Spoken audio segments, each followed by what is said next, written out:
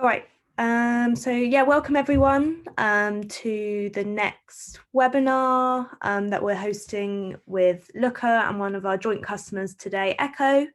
We're going to be talking to Mike, who's head of data at Echo, and he's going to be talking a bit about their journey from a data team of one and a very kind of simple data stack to now having enabled basically self-service analytics across their whole organization. Echo are a really interesting company who are a pharmacy based in the UK, and yeah, they do a lot of interesting stuff with data, so it should be a good one. Before we start, there's just a couple of guidelines that everyone could go through. Lewis, if you just want to go to the next slide. Cool. So yeah, if you can just make sure that you're muted throughout the talks. If it's possible to have your camera on, then please do. We love seeing everyone's faces. If you want to ask a question, either write your question in the chat or unmute yourself and ask. There's going to be a dedicated Q&A session at the end of once all the speakers have spoken, and we will be sending round a recording of the presentation after the event. So if there's some people that have signed up but can't make it, we'll be emailing that round. Next slide, please. So just a quick agenda. First up, we've got Lewis, who's CTO at Dataform and one of the co-founders. He's going to be just giving a quick kind of introduction, explaining what we do. There's quite a few people who aren't actually Dataform users here, so giving a little bit of an intro to us. And a bit about how Looker and Dataform work well together. We've then got Shohain, who works at Looker, and he's going to be giving a bit of an intro to Looker for those who are unfamiliar with them. And then we've got Mike, who is head of data at Echo, who's basically going to be talking through their journey and building a data stack with both Dataform and Looker and what it's kind of enabled them to do.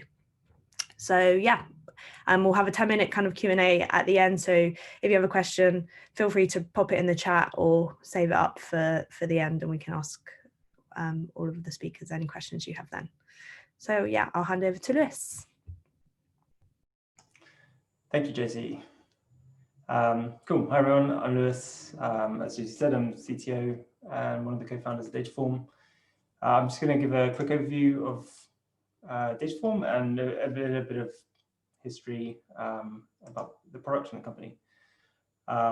Cool. So to start off, our focus as a team is around the data analyst's job to be done.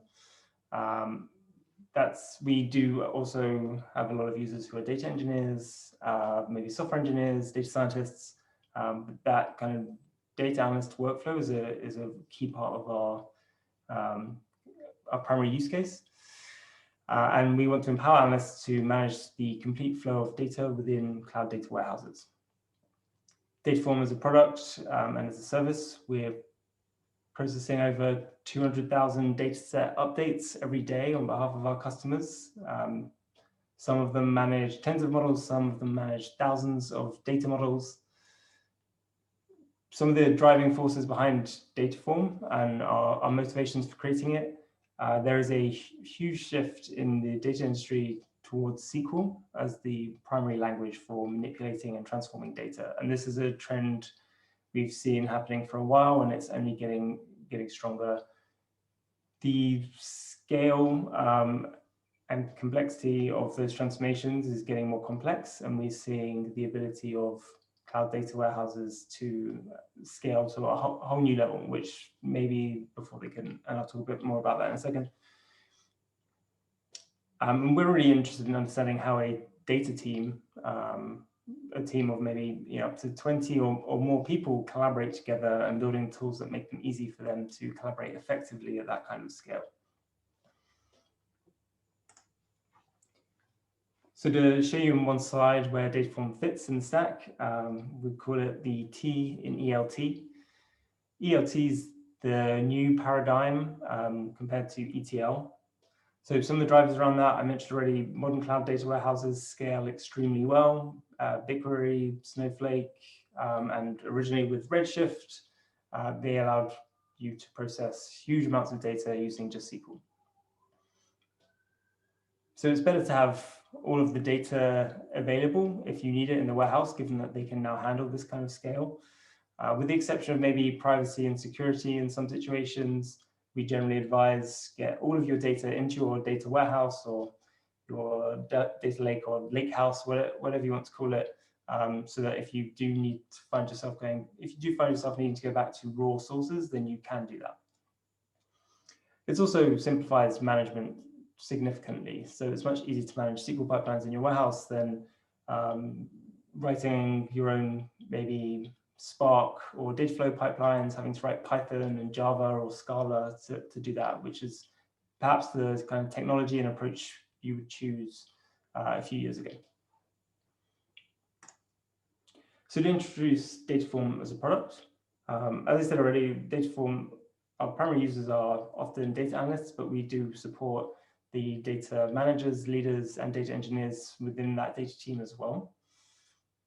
So there are a few different components. SQLX, first off, is a language that we've built on top of SQL, which extends SQL and makes it easier for you to manage dependencies between different data sets, to write data quality tests, to make sure everything's configured as code and version controlled, and also to add documentation and a bunch of other features that make it much easier to develop data models. We have a web-based IDE, which is where your data team can work together to collaborate on the SQLX code and develop these pipelines, giving you kind of real-time feedback on any errors you're making, to integrate with your Git provider, share branches, share code, test pipelines, test changes. And then all the infrastructure behind that is fully managed by us. So you don't have to deal with managing your own infrastructure, monitoring it or maintaining it. And then more recently, we have a set of features around kind of data cataloging and data glossaries. So once you've transformed and cleaned up this data using data transformations in SQL, you can make that information searchable and consumable by the rest of the organization. We think this approach significantly reduces complexity for everyone working on it, and hopefully we'll see some examples of that. The powerful things you can do with Dataform through the rest of the talks. So to make this a little more concrete, the output of a Dataform project is a DAG, much like any, many data processing tools you'll use. A DAG is a directed acyclic graph, which describes how data flows effectively through this process. And this is a screenshot from the product of, I believe, one of our own projects, showing all the different data sets that we're producing with Dataform and how the data moves through there. And this is what Dataform's running on your behalf, giving you logs, monitoring, and alerts.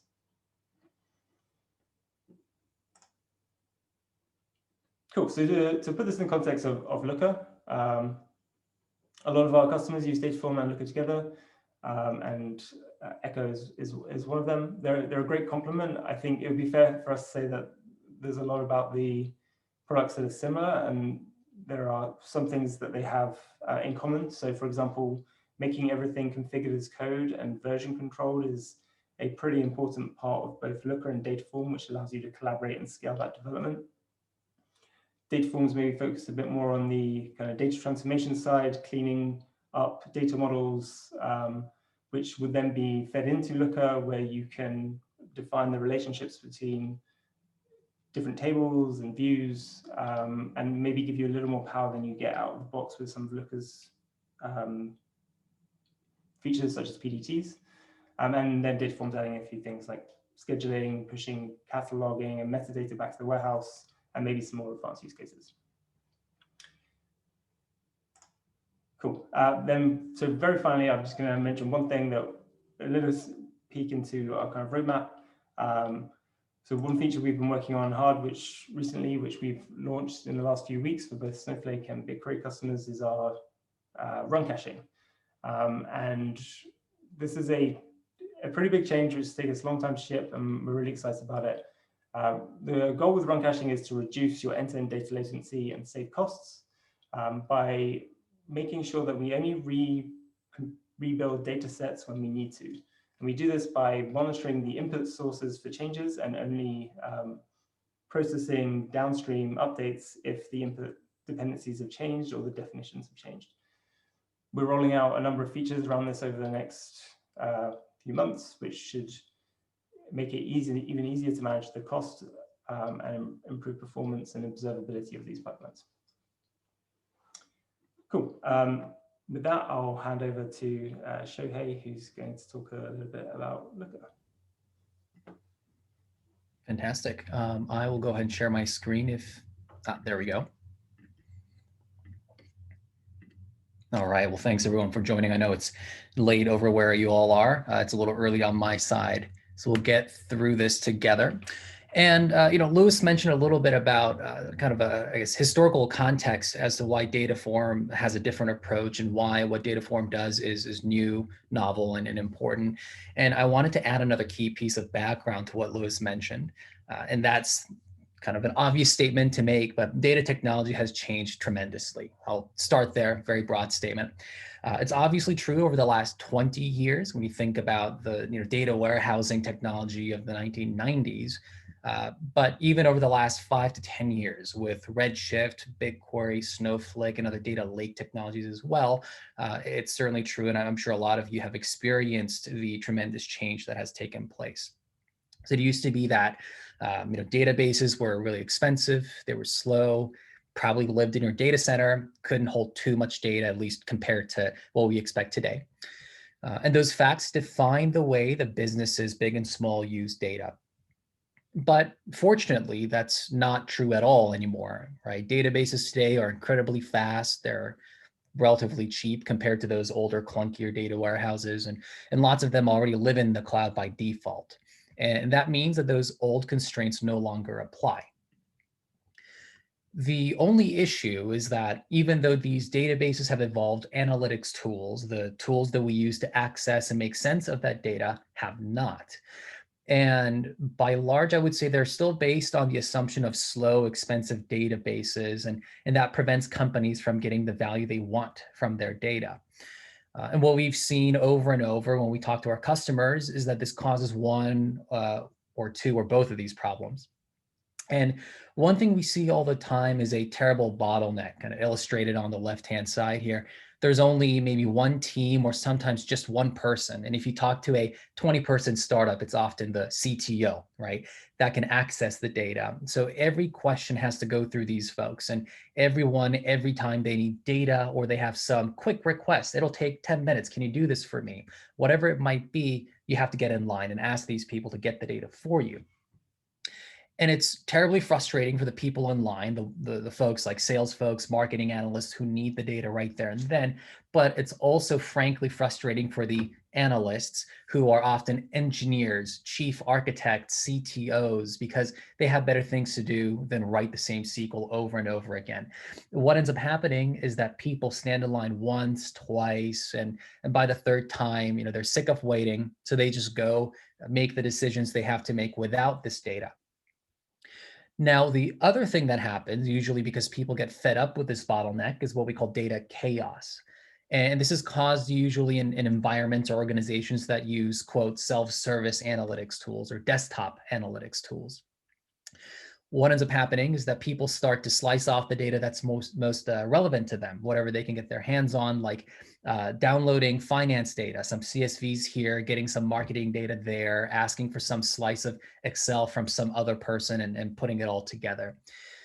So yeah, let's say maybe they're in finance and they save a bit of finance data on their laptop, and then they get some contract data from another sales operations person, and they do the analysis themselves.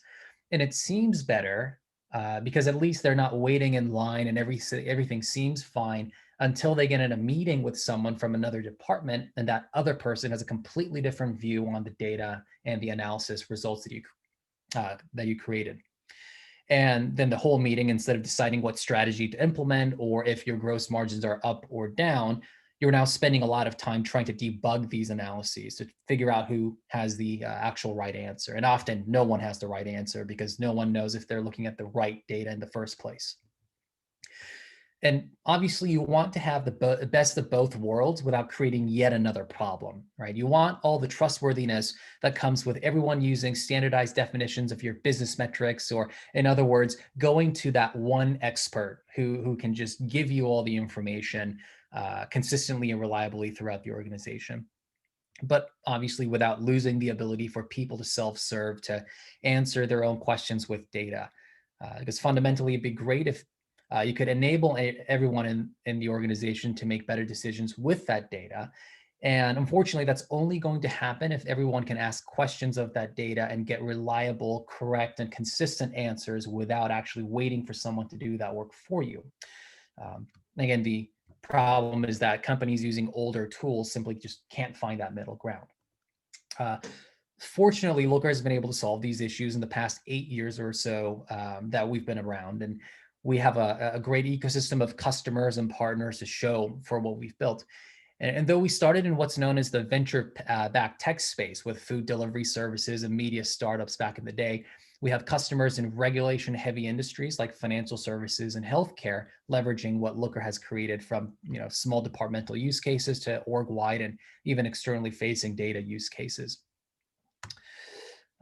And now I can summarize our approach in, I would say, 3 steps or 3 pillars. First and foremost, Looker is 100% in database. So we don't have an in-memory server. You don't do any data uploads. We just connect directly to your data warehouse. The flip side is that Looker doesn't have a database of its own. So we only connect to our customer SQL databases. And what that means, though, is that you'll always have the whole picture straight from the database, directly using the data transformation work executed through Dataform as fast as the database can serve insights. Right? Instead of deploying a data stack only for the BI tool to be the slow bottleneck issue and completely ignoring the great data transformation work that Dataform worked on. We take full advantage of the investments that our customers have actually made into the infrastructure without creating another problem. And it also helps with data privacy and security, since there won't be another additional point of failure or additional data warehouse or storage space when it comes to data storage. So that's the data access piece. Now, in addition to that, the Looker team created what we call LookML, but that's a language to describe your data and your tables. And this creates a sort of data dictionary and user guide, which enables your data team to create unified definitions of your metrics, like gross margin and bounce rate, depending on who you ask. Depending on if you're on the marketing team or the sales team, you might have different views, different ways of calculating metrics, but you can avoid that issue using LookML. So results remain consistent, and trust in the data actually grows internally with your key stakeholders, and you can control who accesses what data and how, right down to the row level details. Can certain people look at credit card information? Maybe HR data is only visible to HR folks and not anyone else, things of that nature. You can code right in Looker. And similar to Dataform, this is all version controlled through GitHub, so you can bring software development processes to BI and analytics as well, instead of it all being completely GUI based and based on the whim of somebody that day who opened up the application. And to summarize that, using LookML, end users can create their own queries on data sets you give them access to without actually having to know SQL. And this empowers your stakeholders and frees up your data team to focus on mining the data to innovate on behalf of the business, instead of always relying on that central group of folks. And last but not least, Looker is a cloud-native software, which again seems like an obvious statement to make, but a lot of BI tools were based originally on a desktop or server model. And because we're a cloud-native software, we have rich, extensible APIs, and you can send data to where your stakeholders are or need the data, instead of always saying, here's a new BI tool, you have to log into this BI tool and do BI things to get data. But you can even build wholly new applications with Looker powering insights behind the scene, allowing them to make decisions in real time where they need to get that data. And to wrap up my portion, here's an architecture diagram to summarize everything we've said so far. And again, at the very bottom, you have different data sources. We're trying to describe or depict all these data sources, Square, Mix, Panel, Shopify, being piped into a data warehouse or a data lake of your choice, with Dataform doing all the necessary transformation work. And Looker sits on top of that. Again, we don't extract any of the data. We just connect to it using a JDBC connection. Looker structures the SQL queries based on what users want to see. And it simply sends the queries and executes them at the data warehouse level. And because you have that, Looker first and foremost resolves the challenges of analytics-based silos by providing a centralized, governed BI tool, empowering internal stakeholders to get their own insights. Again, consistency and reliability there. But in addition to the, I guess you could call it traditional BI dashboarding visualization use case, it also allows you to integrate insights where the users are. So for example, you can embed dashboards into your sales team's CRM, let's say Salesforce, so they can track their opportunities to get richer insights on their customers in Salesforce instead of having to log back into Looker. You might want to send an update to users via Twilio, which can send them a text message on the latest 15% discount, let's say. Or maybe you want to have a data or have the data updated to your marketing team via Marketo. And in each case, you're meeting your users where they are. That's the whole point of integrating data. And then you have your data-driven workflows where you can define actions based on certain events or threshold triggers. For example, you have maybe an inventory data set and you want to know if your best-selling item goes below a certain stock level. You can set an event that when it's triggered has your supplier manager notified so he or she can order more right there. And you can take one step further because Looker, again, is extensible with our API coverage. You might even create a custom application, like a portal of sorts that notifies your supplier and your supplier manager of these changes in stock. And now your supplier knows he needs to get the order together and turnaround time is much faster and your stock is replenished. So it's not just getting a BI tool for internal analytics, you're actually opening up your data to your external stakeholders and audiences. Now, this is all possible because you can trust the data that's coming through Looker. And without that trust and consistency, you wouldn't be able to scale your data operations and much less get actually started with one simple dashboard that gets you anywhere. And that's why the data transformation work that Dataform enables, combined with Looker acting as the common surface to your data, have been able to contribute to the folks at Echo do, contribute to what the folks at Echo do with their data. And I guess now that we've spoken at length about what Dataform and Looker do, I'd love to pass the baton to Mike at Echo, who will walk us through how he was able to harness the platforms to level up their operations. Thanks, Shay. Hey, everyone. I'm just going to make a hash of sharing my screen. 2 seconds. Cool. Hopefully you can see what I want you to see now. Great. Hi, yeah, so like the slide says, my name is Mike and I'm the head of data at Echo. And I'm going to talk a little bit today about Echo's journey from, I guess, like the start of the data team to where we are now and the products that we've adopted to kind of put us on the path that we are on, which is to a kind of fully self-serve analytics environment for our business users. So first up, bit of background about who Echo are and what we do. So what the problem space that we operate within is NHS repeat prescriptions. And so both our founders who formed Echo like 5 years ago, both repeat prescription patients. And this map here is supposed to show how confusing that environment is to operate in with as a patient. But essentially, if you're a repeat prescription patient, every month or 2 months, however often you kind of have to get your medication, you have to visit your GP or call them and ask for a new prescription. You then have to visit a pharmacy. If you're lucky, the pharmacy has the thing you have in stock, you want in stock. If you're unlucky, not. So then you kind of have to go home, go back to the pharmacy, pick up your medication, go home, remember when to take it, or some of the other things you can do, just forget. And people kind of have to do this every month or 2 months, like I say. And so the space that Echo is trying to solve is like, that's not very good for patients. It's difficult to remember what you're supposed to order when, and it's difficult to remember what dose to take when. And also, obviously, you can imagine in the kind of COVID environment, it's also a bit crap to have to go to the pharmacy at all. And so we're trying to solve that entire problem. And so what Echo is that we, or what we are trying to do is simplify pharmacy. And so what we maintain an app and a web app that patients use to manage their medication.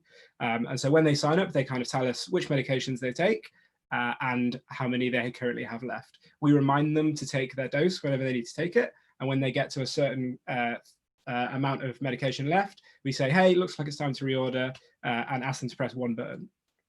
We then kind of take over, and we then go and communicate with their GP, who sends us a prescription, and then we operate a warehouse out of West London, and so then we, as a pharmacy ourselves, then dispense the medication, kind of pick it, pack it, send it to the patient's front door, and we actually charge nothing for the service. So we kind of make money the same way that normal pharmacies make money. We don't charge anything to the NHS. We just make the difference between what the NHS pays us for the medication and what we pay is the way we make money. We just swallow the post and packaging cost. And so, yeah, these are kind of the three main things that we're talking about here. Easy ordering, free and flexible delivery. In fact, recently we just launched, so we're part of the McKesson group who own Lloyd's Pharmacy. We recently launched such that people can click and collect in Lloyd's stores as well. And yeah, we do reminders as well to make sure that people are taking the medication they take, that they're supposed to take. Yeah, so, oh, here's a bit of a brag slide. We're also the fastest growing pharmacy in Europe. This used to say the UK, and then I showed the CEO and he was like, oh no, it's actually Europe. So yeah, in the last kind of year, we've grown by 8 times. As you can imagine, a distance pharmacy product has become quite a lot more compelling since roughly March. But this is the dispatches and the number of active patients, and you can quite clearly see when COVID happened there. So yeah. I guess now a bit of an intro into the data team at Echo. So I joined Echo just over a year ago. So I didn't start the data team. I was lucky enough to pick up the baton from a guy called Benoit, who actually is now our CEO. So we take data pretty seriously at Echo. And the problem space that I guess like we're trying to, the space that we sit within, I guess, is the cross-section between growth, profitability, and customer experience. And then on the right-hand side here, I'm showing you the 2 different product teams that we have. So we, in the tech side of the business, we have like the 2 main objectives, which is growth, which is all about growing as fast as possible. But then we also, because we have our own warehouse, we have a bunch of technology that we've made to kind of fit inside that. And so we have a lot of things that we can do to optimize that and to make better products so that people can kind of dispense medication in a more efficient way. So now what I'm going to talk to you a bit about is, I guess, the history of Echo's data stack almost. So this, if you cast your mind back, this is probably September 2017. This is pre any kind of Looker adoption. I've started at level 1 here. I guess level 0 would be you have no data, but level 1, I suppose, is having all of your data sources go into one kind of central data warehouse. So here the data sources that we had, the top left logo there is Echo's logo, and we also have front-end tracking stuff coming in from Segment. We have Adjust for marketing attribution and some Google Sheet stuff. That all kind of feeds into our data warehouse, which we use BigQuery. And then on the other side, we have some data that we send back to the product, and then also Google Sheets as being our kind of main way of sharing data with people. So there's a ceiling to this environment, and there's a ceiling to this kind of level. Top right here, by the way, I'm going to talk about the size of the data team at all times here. So at this time, we've got a data team of 1 person, which is like I say, my predecessor. The ceiling of level 1 is going to look a little bit like this. Your data team is basically a reporting function.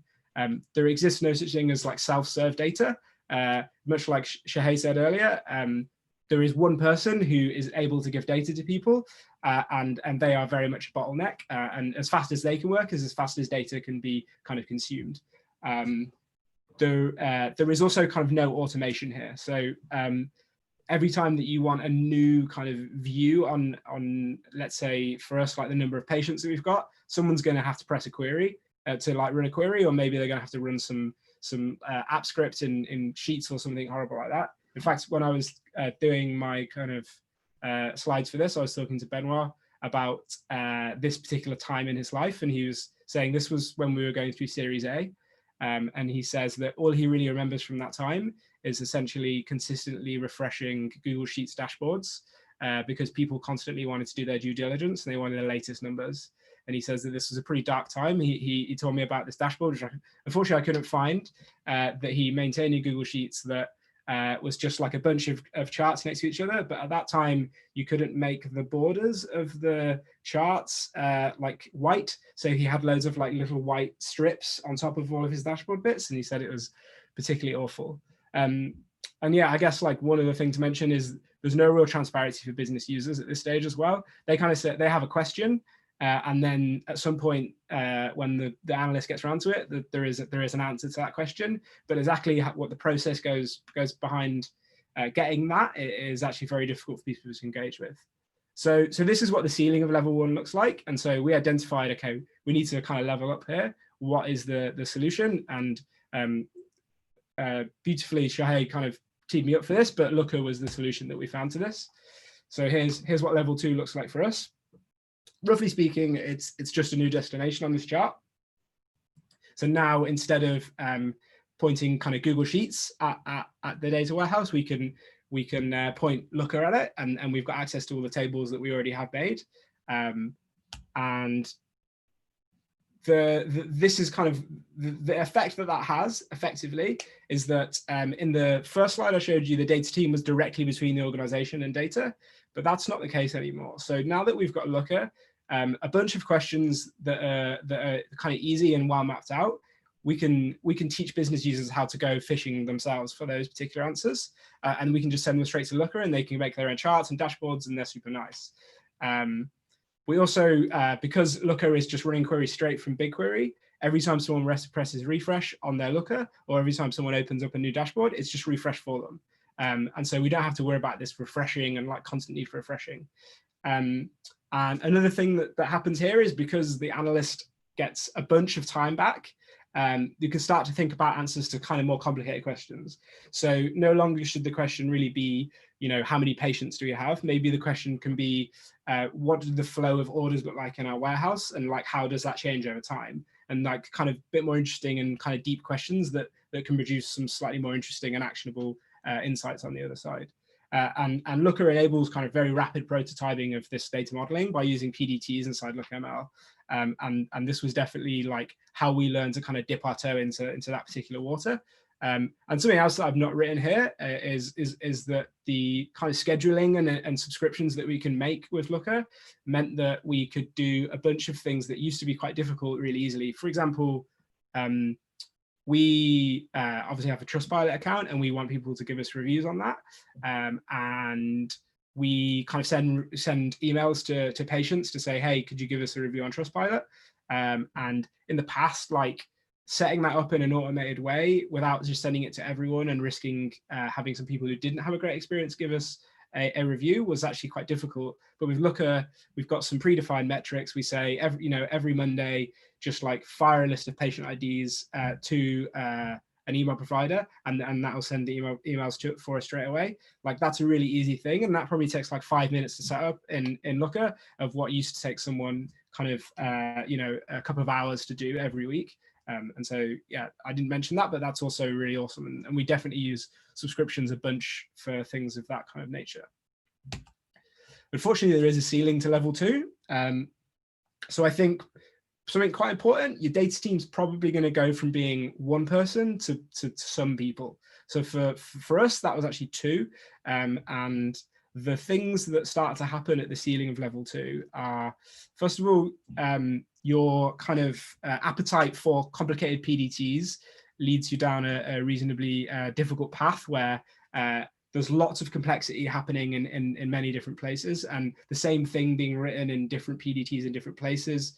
And so the image that I have at the bottom here is actually confusingly a DAG from Dataform, which doesn't exist at this stage, but I think it illustrates the point quite well. So you can imagine we have this concept of patients, which is a table that we constantly want to be referring back to. And here's 3 random tables that point to that. Now in like Looker PDTs, we would actually have this patient's definition defined inside patient snap live, patient nominations, and weekly nominations. And so if we decide to change the business logic about what a patient is, or like which patients we bring through to these tables, we have to remember to update the inside of patient snap live, patient's nomination, and weekly nominations. And like you can imagine that what happens quite often is you kind of forget to do one. And so you end up in a situation where some tables don't match other tables and people get very confused, and you kind of erode a bit of trust with your business users. Something else that happens is as your PDTs become these like really long sprawling queries that are really quite complicated, then every time you're asking Looker to display anything, you're asking it to run this big long messy query for you, and that's not super efficient. And you're basically, for better lack of words, you're pointing Looker at views, and that's actually not a great way to think about it. And then basically what happens as a result of that is that the maintenance of Looker becomes a full-time job. And so that's kind of what we had someone in the team that's what they were mainly thinking about for a time. And so we've hit a ceiling to a level. We decide we need to go out and find something new to help us kind of level up again. And this is where Dataform comes in. So Dataform sits in a slightly different location. Dataform, I think of as sitting with BigQuery in a layer that's no longer really data warehouse, but data warehouse and modeling. And the point here being that what happens really is data sources go into BigQuery, and then we use Dataform to feed back to BigQuery in a kind of cycle, and then Looker sits on top of these like clean data sets that we've made. And so, yeah, you still have a many-person data team at this stage. And here now the kind of DAG looks really nice and makes sense, in that if we decide to change our patient definition, that's fine. We just do it in the one location that we've defined as being like patients in Dataform, and that feeds through kind of automatically to the rest of our files because we've set up that dependency in a nice way. Another thing that's really helpful about Dataform and kind of was new to our stack at this stage was the idea of being able to like catch reliability issues. So assertions are essentially like tests that you can define. A really simple assertion is uniqueness. So say, for example, patient ID in the patient's table should only ever appear once. So we can set up an assertion that says, does patient ID appear more than once? If it does, throw an error and someone can go and look at it in the data team. If it doesn't, no problem, pass. So that's like a super powerful thing that's enabled us to kind of wrestle back a little bit of the kind of trust in the reliability of the data. And then the other thing is scheduling. So the thing I talked about before with like Looker running these kind of long queries for us, effectively views. What we can do is we can schedule to have these views publish as tables as frequently as we want. So typically that looks like hourly for us. And so every hour we kind of take a cached view of what the view looks like, and then we put Looker at those. So all we're asking Looker to do is effectively select star rather than select and then a big long query, which is a bunch quicker and definitely my business users, I don't know about anyone else's, are not the most patient people, so that tends to be helpful in getting them what they need as quick as possible. Oh, okay, yeah. So what does the ceiling of level 3 look like? I hear you ask. So I think like the truth is that I don't know yet because I've not identified what takes us to the next level, but these are the problems that I think that we have with our current model. First, we're yet to find a platform or kind of a workflow that works well with managing Python and R models in production. So, as I showed you on one of the previous slides, we've grown really quickly. We have lots of data, and with lots of data comes opportunity for doing really fun, statistical models and stuff. But there's no point doing those if we can't put those in production and use them in a nice way. And we've not really found a good product for doing that yet. And I think like if we were able to kind of bring that easily to ourselves, that would be something that would definitely level us up. Another thing that I see as a potential problem for us is our DAG is extremely complicated. In fact, I can't actually zoom out far enough in the Dataform UI to show you a picture of it, but we have 245 queries that are all kind of interlinked. And this is a problem for kind of two reasons. So one, when we get new team members, in, you sometimes can do stuff downstream that affects something really, really far away that you just possibly couldn't imagine because you don't understand the way that everything links together particularly nicely. And another thing is that non-data team members, so I spend a bunch of time in Dataform, as do the rest of my team, but the people that don't, this is like a bit of a harder concept for them to understand all of this complexity and why they should like trust this complexity over going like straight to source tables that they think that they can understand the model of that, but they don't quite understand the model. And so that's definitely a problem that we're yet to finally solve. And then I think the other thing is, so like right now the team at Echo is 4 people, working together as we do now on Dataform and Looker as a product together. It works really well. We don't really have problems where we're like trying to push the same table at the same time or anything like that. But I think with 20 people, this, for example, 20 people, this could get pretty complicated. And I think the answer to that is probably just some like good processes around that. But that's definitely something that I could foresee becoming a problem if we were to expand the team much bigger than it is now. And so I guess to summarize, as your business evolves, same as your data team. Sounds obvious, but it's worth calling out. The first ceiling that we hit, and I think it's probably quite common, is that the data team becomes a bottleneck for kind of any questions. Looker certainly helps us with this problem and certainly helped us essentially democratize data. With the freed up time, the data team naturally kind of looks for more complex work, and that leads to more complex data modeling. Looker eventually basically becomes the bottleneck to this complexity, and Dataform is the tool that enables you to kind of unlock that potential and be able to deal with that complexity. I suppose something else that's maybe worth mentioning at this stage in a summary, I should have written it down, is Looker is, Echo is a team of about 200 people, but about 130, 140 of those people work in on the shop floor in operations. But roughly speaking, everyone that doesn't work on the shop floor uses Looker on a weekly basis. And I think like without these 2 products, we would not be taking the decisions that we're taking in such a data-driven way. And like I say, like data is so critical to the way that Echo thinks that in fact the current CEO used to be the head of the data team, and I think that kind of speaks to how seriously we take data. And without these 2 products, I don't think that we could do that. In fact, I know that Dataform have asked Benoit to put together a blog post on how using Dataform made him a CEO, but I think he's still yet to write that one up.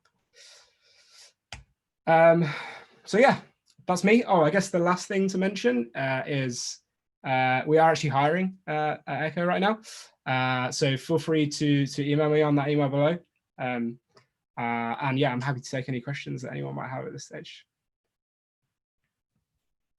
Cool. We do actually have one question in the chat for Mike. Andrew asked, are you still making use of PDTs within Looker, or have you migrated all of them to Dataform? If you are using them, where do you draw the line between what goes into PDTs versus Dataform? Yeah, so we don't use PDTs in Looker.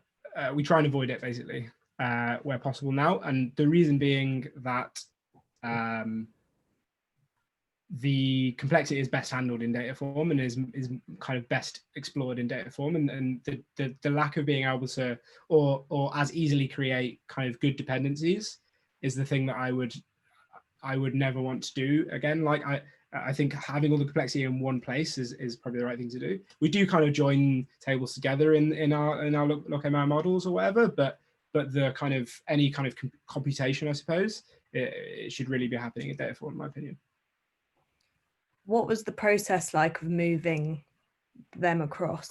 It's a good question. I don't think Ed Ed is on the call. Ed's the hero who did the majority of that work. I think we probably we've got a bit further down the line than would have been ideal with kind of PDTs and Looker before we moved across to Dataform. So I think we probably made it a little bit harder for ourselves than we could have.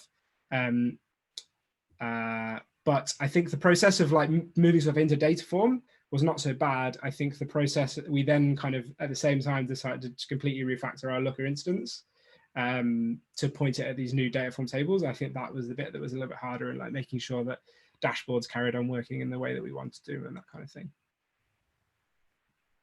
Cool. Does anyone else have any other questions? There's another one there. Mike, any recommendations on how to structure Google BigQuery to be most effective when working with Dataform and Looker? Yeah, I think that you want to think hard about partitioning tables. Partitioning is basically the key to being able to use kind of like incremental tables in Dataform, which we've not touched on, but enable you to kind of only query new data and not query old data, which is helpful, and along with like run caching and stuff is going to really help speed things up. To be honest, like if you've got like nicely partitioned tables, that's the big tip that I would give. We definitely went too far down the problem, that we've gone too far down, and we're now trying to like wrestle control back at it. Emily's on the call, as that's her like pet peeve that we're still trying to fix a bit. Another one from Arnie. He says, I guess someone has to ask this question, why Dataform and not DBT? It's a good question. I think the best answer to that question is that the approach from Dataform is to empower analysts, and at Echo we're a team of analysts, and so what we're really great at is writing SQL and doing analysis. What we're not so great at is thinking about how to manage pipelines, and because Dataform does all of that kind of work that we don't really want to do or are not really good at for us, and just makes it so all we have to do is write some SQL, which we love, and then we can do the analysis, then it doesn't really, like, that is more compelling. I basically think Dataform are approaching the market from empowering analysts, and DBT are probably approaching it from taking the kind of grunt work away from engineers. And as a team of analysts, it was never really, it was never going to be anything other than Dataform based on that. Got one more from Andre, who says, have you ever run into any performance issues using this setup? Performance issues? No. So I don't quite understand the question. Which part of the setup are we worried about? Do you listen to me? Yeah, we can hear you. Yes. Yeah. Yeah. I'm in a very close situation to you. I also work in health, and I'm starting running with performance issue in the timing to query. I have, like, especially in the sales team, very long dashboards, and they are taking around 2 minutes to load. Have you ever run into something like that? And if so, did you have any optimizations in Looker that could help? Yeah, so I mean, the way that we optimized like Looker runtimes was by doing all the computation in Dataform and pointing Looker at tables. And so that would be my advice would be, I imagine you're basically having PDTs, which is essentially pointing Looker at views. And so there's a lot of computation that has to happen before you can display any data. And so I think my advice would be to essentially point Looker at tables. Nice, thank you. I do think I've had experience before with like really huge Looker dashboards where sometimes you're actually just asking Chrome to do just like a huge amount of work to like render all of the images together. I mean, I'm talking from like 2 years ago experience, so it could be that Looker solved all those problems, but maybe one thing that you might want to just try and work out, I'm not quite sure the best way of working out first is like, is it that, are you just like doing so much in one Chrome tab that that kind of almost, that's really the problem, or is it really a data, like, is it more like how long the queries take to run? So I guess you can maybe run some tests there by like pulling, that's one thing that Looker makes really easy, pulling the SQL out of a dashboard, go and run it in BigQuery. Is it running quickly? If it is running quickly, then maybe it's more the visual side, in which case maybe the Looker support team it could help more. But yeah, if the queries themselves are long, then yeah, I think I agree with what Mike said.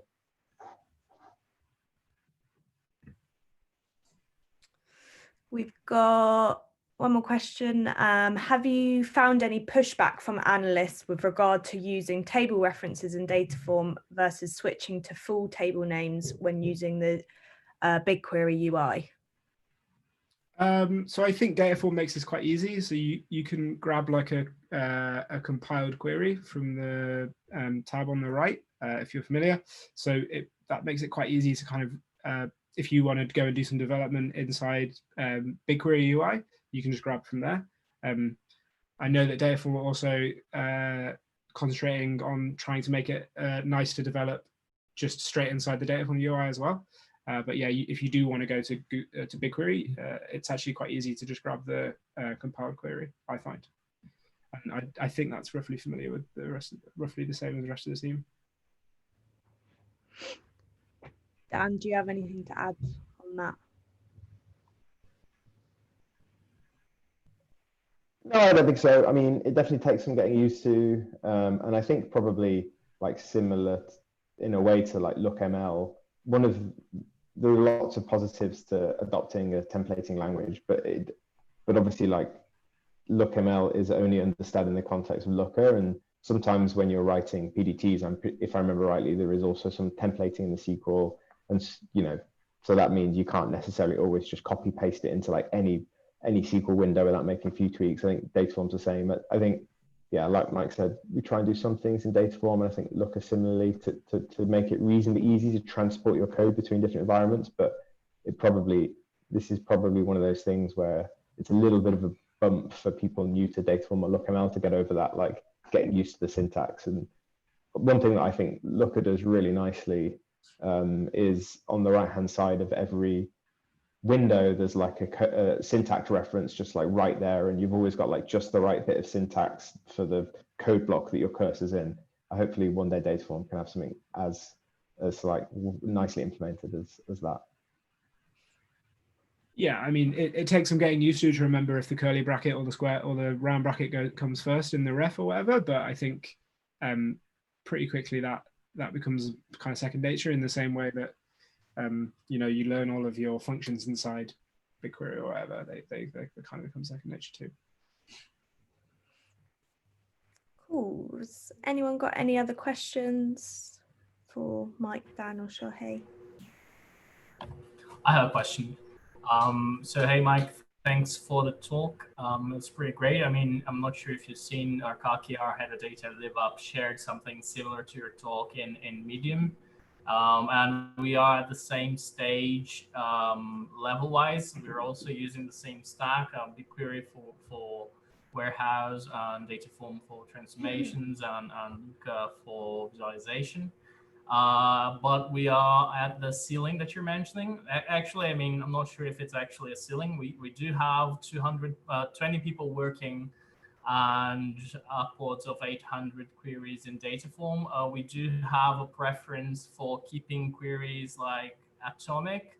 So we could condense a lot of those into CTEs, but we find that atomic queries, while they make the pipeline more complex, they do, they get a lot more reusable and make it less likely that you have many people repeating the same calculations all over the place.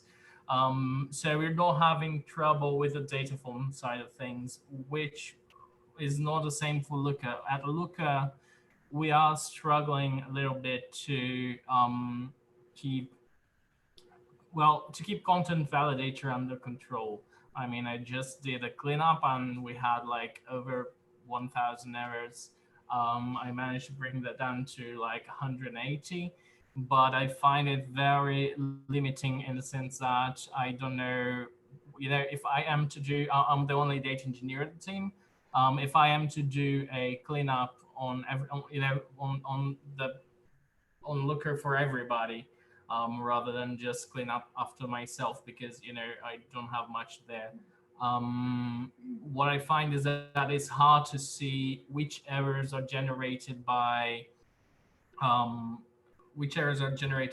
actual problems versus just stuff that I personally don't have access to. We have models for the people department which are restricted access. And then there's things that are showing up as broken because there's somebody actually working on it on a separate branch which I don't have access to, and that pops up too. So I can't just find everything that has an error and remove it or delete the dashboard or something like that.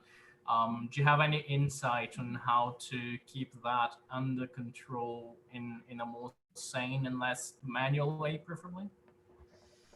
It's a good question. I think probably we used to have content validate. We used to be a content validator hell, but I think like recently that's just become part of our workflow to check that you don't break anything when you do kind of big commits. Yeah, to be honest, I think if there was 20 of us, I'm quite sure that we would be in a similar situation to you. I think when the team gets big, like process becomes so much more important than it once was. And yeah, probably the only way that I would even think about trying to solve that problem would be with kind of more rigorous development process.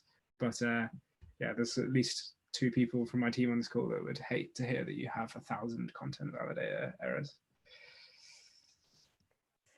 There's one more question really quickly, see if we can squeeze it in the last minute. Are there any functionalities or automated workflows that help integrating Dataform's data models into Looker projects? I could imagine that even certain Git revisions of Dataform Looker projects will depend on each other to some extent. This is a great question. I don't know of, so answering for Dataform here, I don't know of anyone who's done anything like truly integrated between Dataform and Looker. And I'm not actually sure to what extent, I don't know if Shohei knows or anyone else, but like to what extent you could like build a Looker project based on code in like another repo, for example. So like the way that you obviously have packages in Dataform, you can kind of depend on other Dataform projects. I wonder if there's something interesting you could do there. I mean, I guess the most obvious thing that comes to mind that you do in 2 places is you might add a description to a data model in Dataform, and you probably use that same description in a Looker view definition. It would be ideal if those things could be shared, and if they could even be versioned as well, that'd be really cool. I guess that's what you're talking about with Git revisions, Philip, but I don't know of anyone who's tried to do it. I guess Kadu, if anyone has thought about trying to do it, it probably is the team at Live Up. So yeah, I don't know. Have you thought about this much? Not really. As I said, it's not very straightforward to connect those 2 directly. I mean, you could try to write some kind of parser that passes the code in the Dataform wrapper or the maybe even the info schema on whatever warehouse you're using and produce a sane model. But we haven't done that, and honestly, I'm not sure if we'd really want to do that. As sometimes we do changes and we make changes and we don't necessarily want everything to be published immediately. I mean, of course, you could have that as an extra step, but we're not willing. That's not. It really doesn't address any of our pain points right now. So we don't really have a drive to do that. Fair enough. Thanks. Cool. I'll stop over on there because we've just run over by a couple minutes. But thank you everyone for coming and for all your great questions. It's great to see so many of you so engaged. I'll email round the details of all the speakers. If you have any more questions, you can just ping them an email, and the recording of the event I'll send round as well. But yeah, thank you everyone for coming, and thanks to our speakers as well.